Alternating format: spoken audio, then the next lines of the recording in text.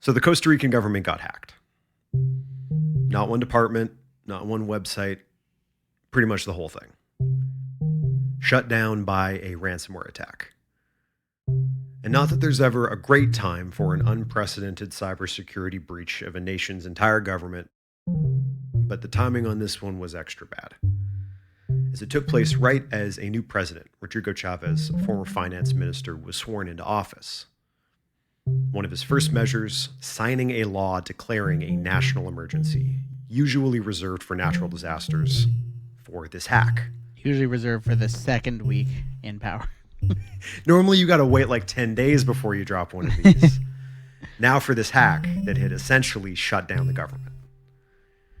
To turn it back on, the hackers, a group called Conti, wanted $10 million for the decryption keys. But this is different than most ransomware attacks, not just because it's a government, which Conti and other groups have done before, and not just because they really truly managed to shut down the government, which would itself be novel. This one's different because of why this all happened, and what Conti did when Costa Rica refused to pay. Which is to suggest that if Costa Rica's government wouldn't pay the fee to decrypt these files and turn back on the government, well, the Costa Rican people should just overthrow them. Staging a coup as a ransomware negotiation strategy, that is new and attention grabbing. And slowly, it started to become clear that the attention grabbing is maybe the point. More than the money, more than staging a ransomware revolution, it's starting to look like maybe this is specifically about the attention, about distracting the world while Conti transformed into something new. So we called up Leon Weinstock, the director of the Costa Rica office of the law firm BLP and a specialist in data and privacy protection law, to talk about the legal and political fallout of all this, and importantly, why you would hack a country. Here on Hacked.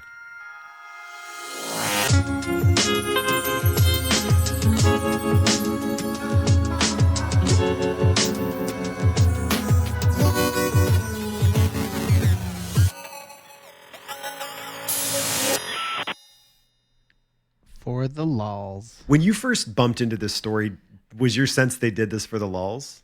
Yeah, it was like the first thing, because it was like they were demanding like X million dollars. They had taken over like a bunch of like serious government services, and then like this was right when it was happening, like day zero. Mm-hmm. And then they were just like, yeah, you know what? Maybe we want the government out of power. It's like, and it just like seemed like they were like, we got enough money from doing this to other people. Like now we want to cause social revolution, like just because that's a cool thing to have done in your life. Yeah, maybe just sort of casually staging a coup is what we feel like doing on Tuesday. So forget the money. Let's just go with the coup. Exactly. It at least that's how it came across initially. It was like, hey, if you don't pay, that's fine. We're just going to get you thrown out of power by like destroying the government. And it was like, okay, like why not? Well, I think at first that was sort of intentional, and it's just gotten weirder from there. So it is difficult at this time to know all the consequences. It is being said that they may last for several months or years. So my first question for Leon was basically like, bird's eye view, how bad has this been?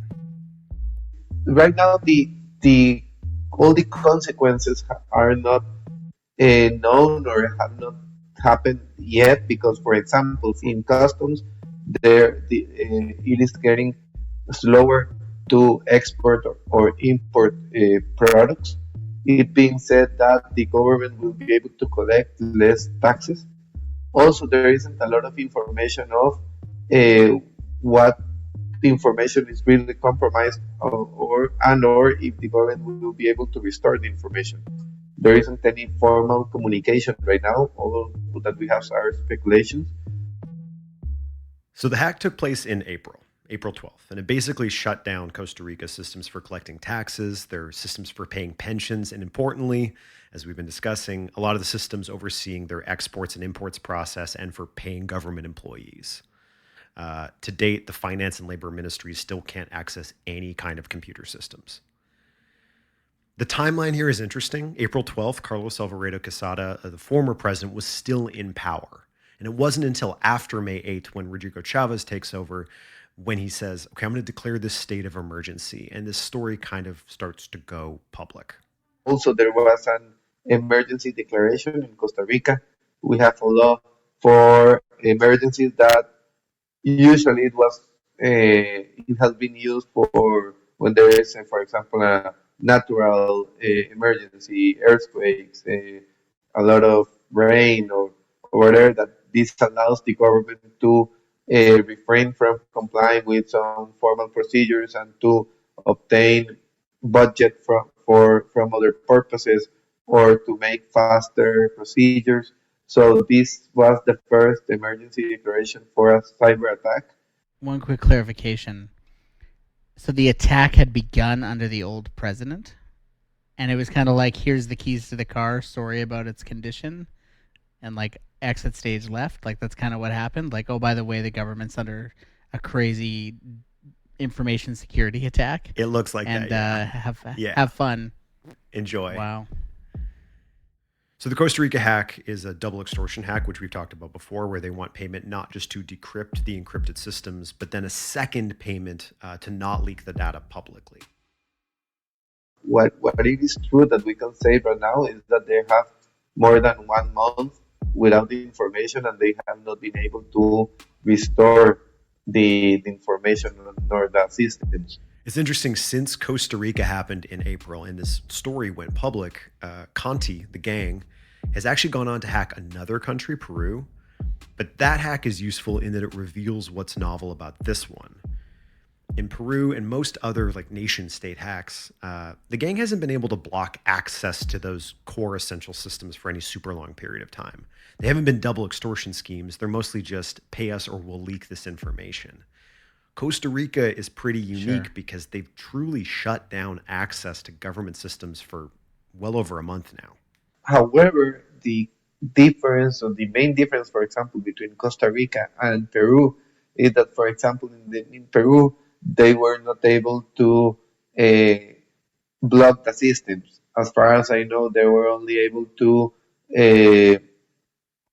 to obtain the information, and they were requesting a payment to refrain from discovering the information. But they have not blocked the systems. So this is like the main consequence in Costa Rica. So Peru kept operating kind of as is. Like they restored from backup and kept moving ahead, dealing with like the crisis on the side of their desk. Is that kind of the vibe? Yeah, the damage in Peru, I haven't read as much about that one, but what I've read is that it's not nearly as bad as what's happening in Costa Rica. The thing that's unique about Costa Rica in a lot of ways is just how rough this is turning out to be. Mm-hmm. So April 12th, Costa Rica gets hacked. May 8th, the new president takes over and says, hey, this situation's pretty bad. We're going to need some kind of legal authority to do something here. I'm declaring this national emergency. So I asked Leon, why would you do that? And as he explained it, it kind of comes down to the laws surrounding negotiating with a ransomware hacker as a government. If your stuff gets hacked, you can choose to pay or to not pay. If you're the CEO of a big corporation, you can choose whether or not to write that check. Whether you should, interesting question, but the choice is still yours. But if you're a person working in the government, it's legally very difficult to pay that ransom even if you wanted to. You can't really spend that much money without a corresponding line item in a budget. And when that line item is for ransom for decryption keys we have zero guarantee we'll actually ever get, it gets even more complicated. Leon, again a lawyer, explained to me that there haven't really been any negotiations with Conti because negotiating with Conti would be an actual crime. And to be honest, as far as I know, I don't know if there were some backdoor negotiations, but as far as I know and I have heard, there have not been any negotiation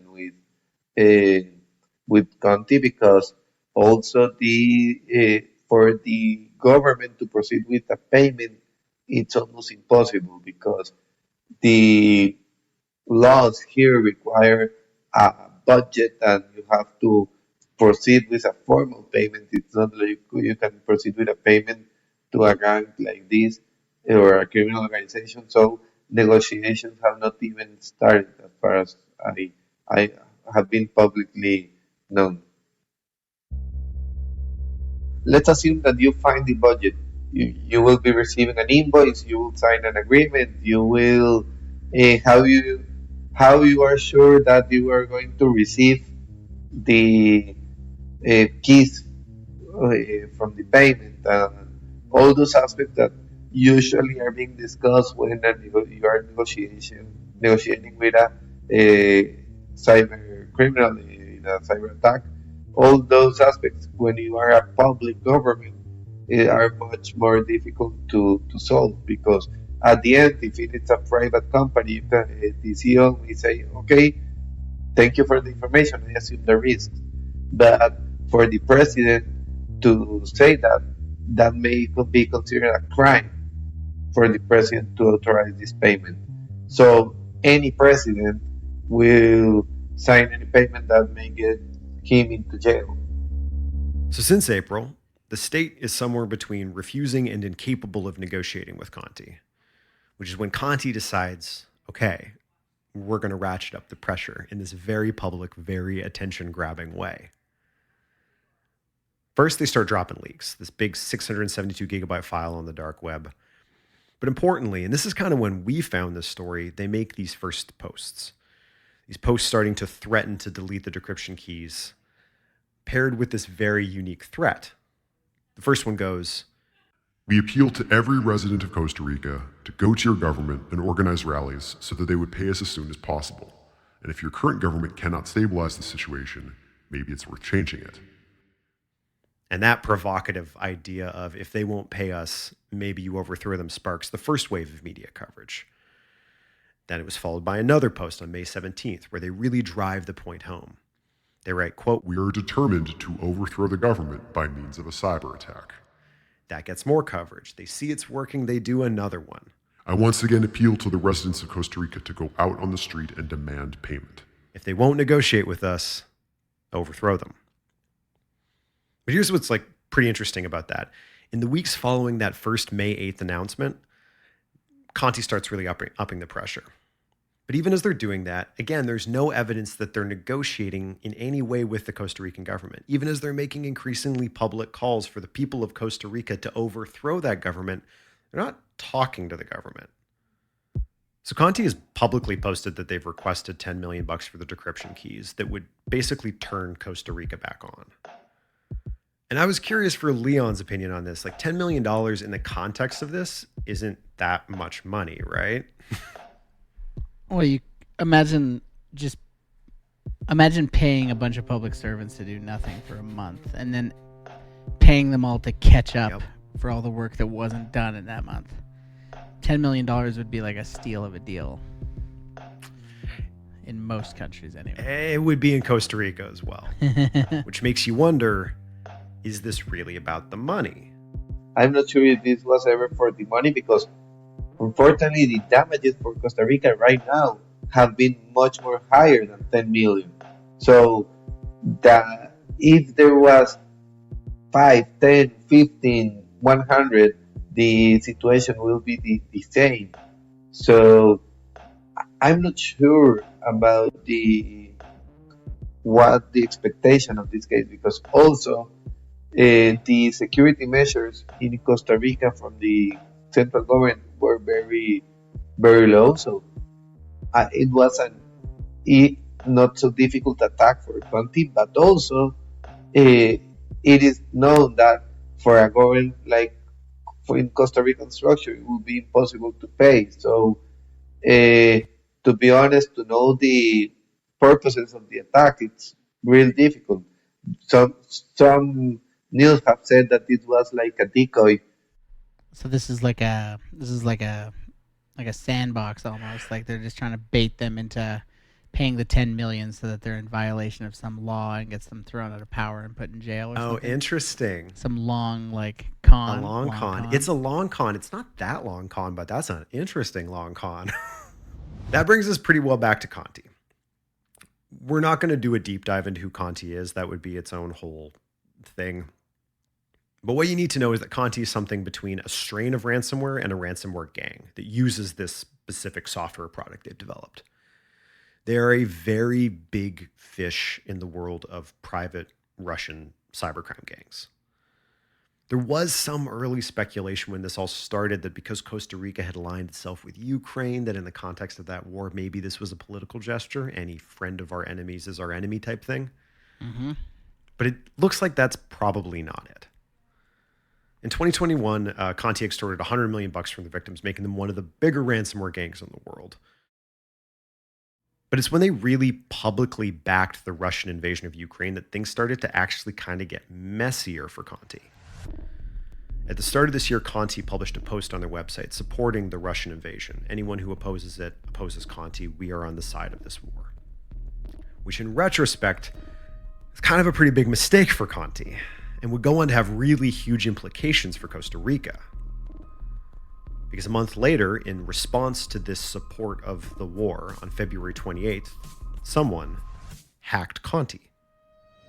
A revenge hacking. An anonymous Twitter account called Conti Leaks released more than 60,000 chat messages between different members of the gang. They released their source code for the Conti ransomware, internal documents, their org chart.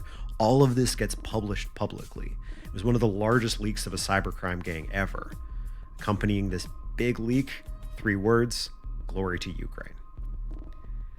And suddenly, the world has a really, really good look at how Conti was organizing itself, how it worked, and its political and economic goals. Suddenly, this group that was really good at hanging out in the shadows had a huge spotlight shining on top of it. And for the first time, we got a great look at how one of these huge gangs really operate.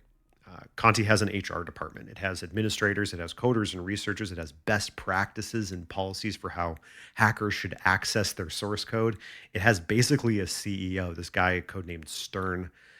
The exact number of membership ebbs and flows over time, but it's about 100 people, and they earned about $180 million in revenue last year. Like a proper organized crime syndicate. With this very popular product, this ransomware strain that bears their name. But it starts to become clear over the last few weeks that announcing their support for the Russian invasion of Ukraine was kind of a miscalculation. First, it led to them getting hacked, leaked, and exposed. Then the US placed a $15 million bounty on the kind of top brass of Conti, folks like Stern. And that's all happening right as Russia's seemingly endless support for these groups was starting to get kind of iffy. We talked about this in the Our Evil episode. Russia used to turn a blind eye to the private hacking gangs inside of Russia as long as those gangs didn't target Russians. But following the start of that war, that sort of implicit immunity hasn't quite been so steadfast. Russia's proven willing to arrest Russian cybercriminals if they get too much attention on them, which Conti had. And suddenly this big apex predator was starting to look like prey. Their brand had become toxic. So at their most vulnerable, this infamous international hacking gang goes off and pulls off this unprecedented shutdown of a foreign country, Costa Rica. And they're making just a ton of noise about it, pushing for these negotiations that they know won't happen, earning a ton of press by calling for people to topple the state if the state doesn't pay, which it can't. Which Leon again pointed out was never going to work. I do not think that there was a political dimension on this because we are proud, and it's true that the Costa Rican democratic system is very strong. To take down a government in Costa Rica has not happened in 80 years, more or less, or more. We thankfully have a very strong democratic system. So I think that was a pressure strategy. Conti has essentially engineered a press spectacle with this ransomware attack more than an opportunity to make profit, right as they're at their most vulnerable, which raises the question of why. And then, 10 days ago, it's looking like we got an answer to that. Do tell. Right after the break.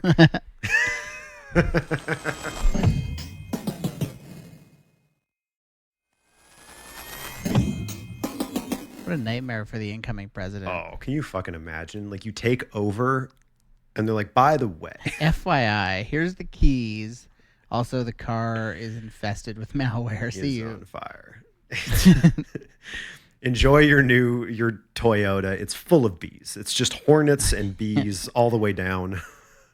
I was like, when you were describing it, I was like, I feel like if it is illegal to pay these guys and buy them out, I feel like there's a conspiracy theory deep inside of there, being like the outgoing president who didn't want to lose, set the plant for this and blah blah blah, and now the new incoming president either has the option of shutting down the government or being thrown from power for turning the government back on. It's like what a lovely situation to find yourself in on the first day of office.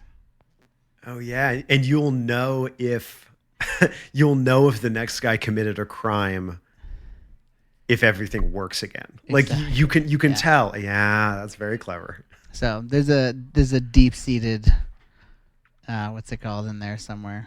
Conspiracy theory in there for the conspiracy theorists about a conspiracy inside of this very conspiratorial story. Exactly. There's a deeper level. Yeah, there's a deeper level. It's like we're 3 twists deep right now, and you're like, hold up. What about Let's a 4th go level? deeper. So there's this cybersecurity firm called Advanced Intel, and they kind of cracked this whole thing open.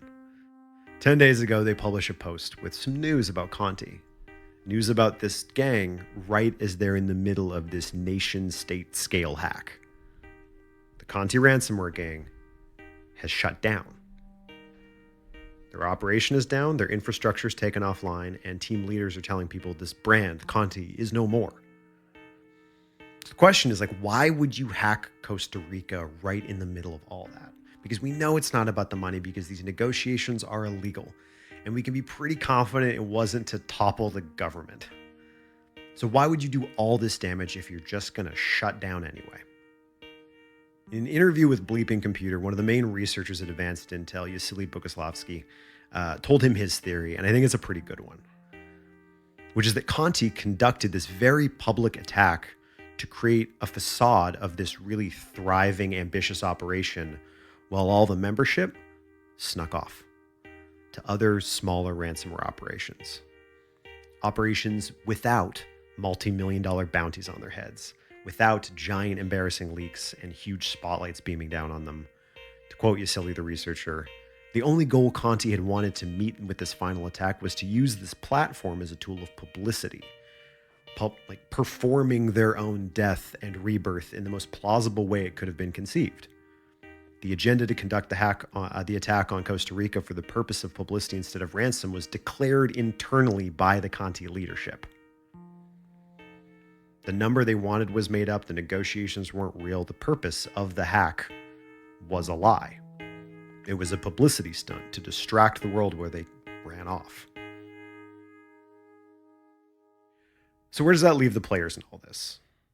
First, we've got, Conti. Boguslavsky told Bleeping Computer that instead of rebranding as another large ransomware operation, the leadership had instead made partnerships with a bunch of smaller ransomware gangs who they would sort of transition all their teams to then keep conducting attacks.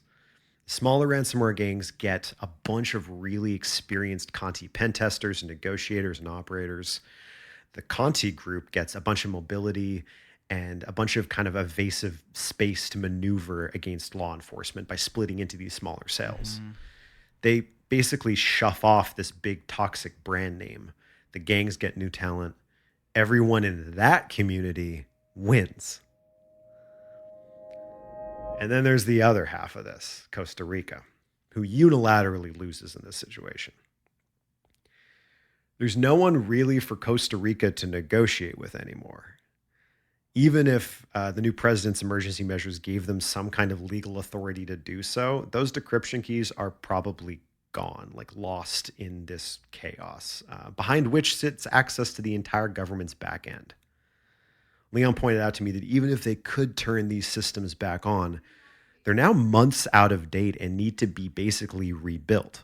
This will have to be rebuilt again because the time it has passed a lot of time. Right now, there will be another monthly declaration of the VAT in the beginning of June, uh, it is clear that this will continue the same, and this will be very very difficult to restore, because as time passes, you also, let's say that you can recover the information as of April 18th, but right now you have to rebuild 1 month and a half. It will be almost 2 months, and as time goes, uh, keeps going, it may be more difficult to rebuild all the information. We are not talking about 2 invoices per day.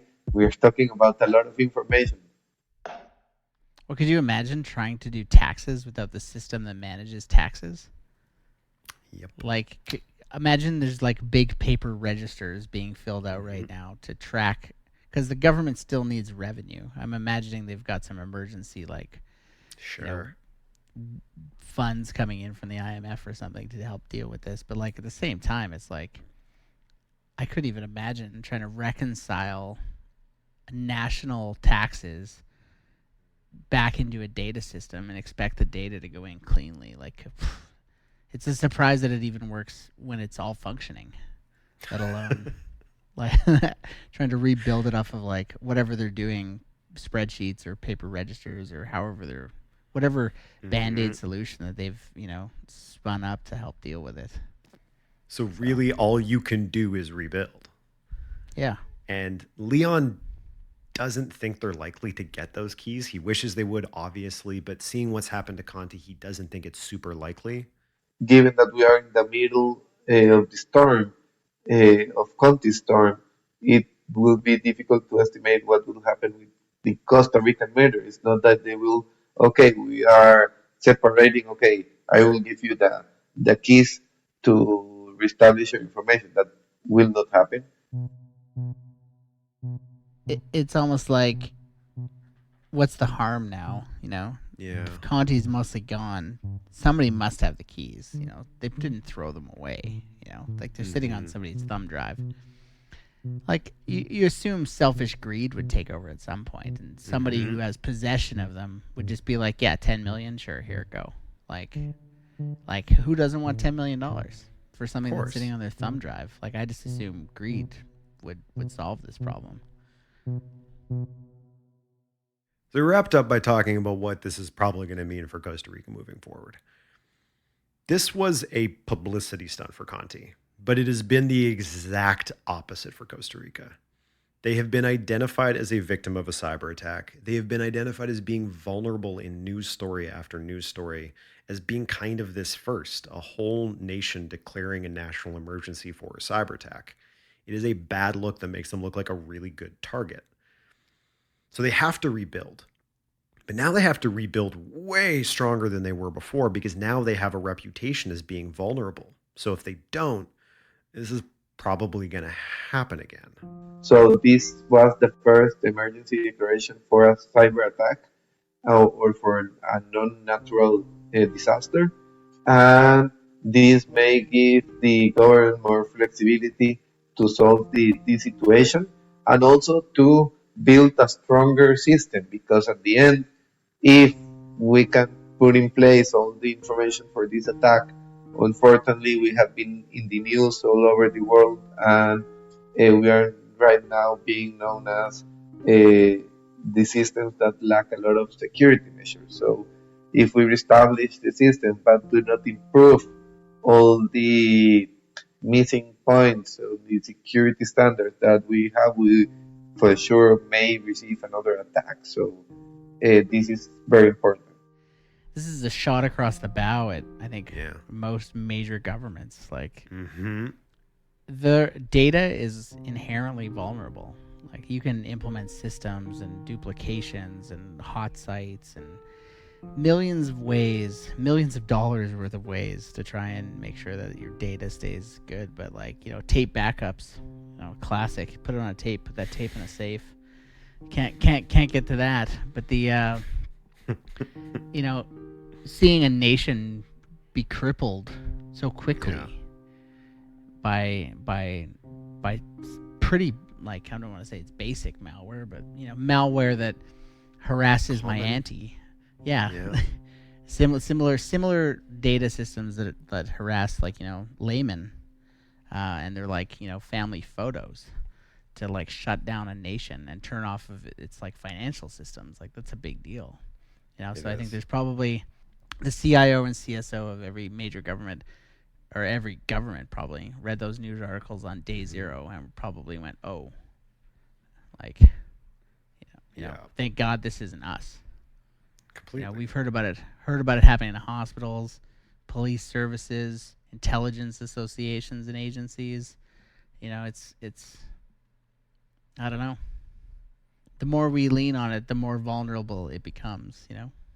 Leon's hopeful that they're going to be able to rebuild. He's hopeful that this kind of an extreme situation is an opportunity to get their, cybersecurity house in order to, sort of transform themselves like Conti is, from being a target into being too much trouble to target.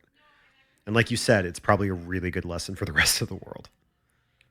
If what this story tells us is that these independent groups have reached a level of power and capability where they can kind of just shut down a whole country just for the publicity of it, just to rebrand, you gotta wonder what they're gonna do the next time one of them gets backed into a corner. Thanks for listening, everybody, and thank you in particular to Leon for chatting with me for this episode. I appreciate your time and your insight, and I hope all is well. If you like Hacked, patreon.com/hackedpodcast, best way to support the show. Thank you to our new patrons since the last episode: Sylvester, Mark Walsh, welcome to the crew. That's patreon.com/hackedpodcast. Thank you for listening. That is another episode of Hacked in the Bucket. Catch you again soon.